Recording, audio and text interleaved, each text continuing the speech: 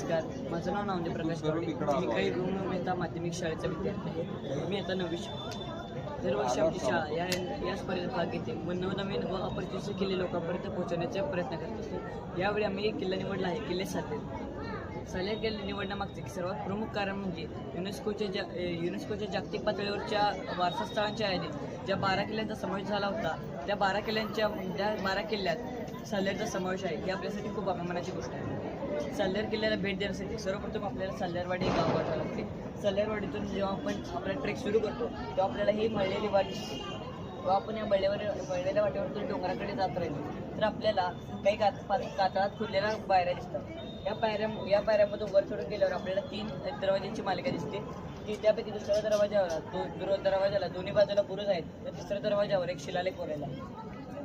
त्या वाटेत जर आपण मागून गेलो तर आपल्याला आणखी 3 दरवाजांची मालिका लागते. जे 3 दरवाजे अखंड कातळात खोललेले असून तिथे ज्या पायऱ्या आहेत त्या पण कातळात खोललेल्या आहेत. तिथून आपल्याला एक प्रकारचं गादी पठार लागतं.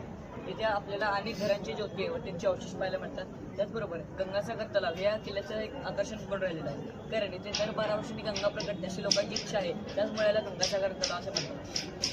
त्याच्या पुढे गेल्यानंतर आपल्याला प्राचीन यज्ञ स्तंभ दिसतो. हे आपल्या पुरातत्व एका वास्तूचा एक नमुना म्हणून आपण इथे घेऊ शकतो.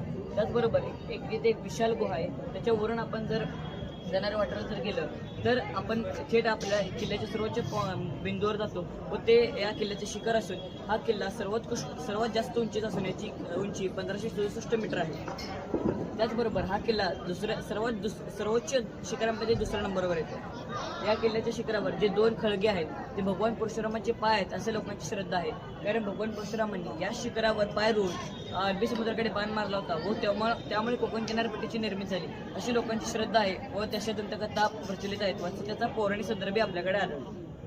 किल्ल्याच्या इतिहासाबद्दल जर बोलायला गेलं तर इसवी सन 1671 मध्ये शिवाजी महाराजांनी हा किल्ला जिंकून घेतला.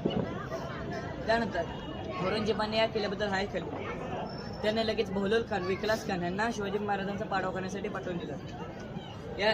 त्यांचे म्हणजे घनघोर युद्ध झालं. त्यामध्ये प्रतापराव गुजर, मोरोपंत पेगळे व शिवराय या तिघांनी हे युद्धाचं नेतृत्व केलं. अवघ्या 40,000 मराठ्यांनी जवळपास 1 लाख मुघल फौजेचा दारुण पराभव केला. त्याचबरोबर 6,000 घोडे, उंट, त्याचबरोबर जवळपास 1,400 हत्ती शिवाजी महाराजांच्या हाती लागले. त्यामुळे पृथ्वी, पाताळ व आकाश हे तिन्ही लोक शिवाजी महाराजांचे गुणगान गाऊ लागले व ज्या प्रकारे शिवाजी महाराज छुपे युद्ध म्हणजेच गनिमी कावा त्यामध्ये एवढे तरबेज होते, त्याचबरोबर ते मैदानी युद्धही जिंकू शकतात अशा प्रकारचा नमुना या सालेरच्या युद्धात आपल्याला मिळाला. त्या या महत्त्वाच्या घटनेचा सालेर हा किल्ला हा एक साक्षीदार आहे. तेव्हापासून औरंगजेबाने जास्ती खाल्ली व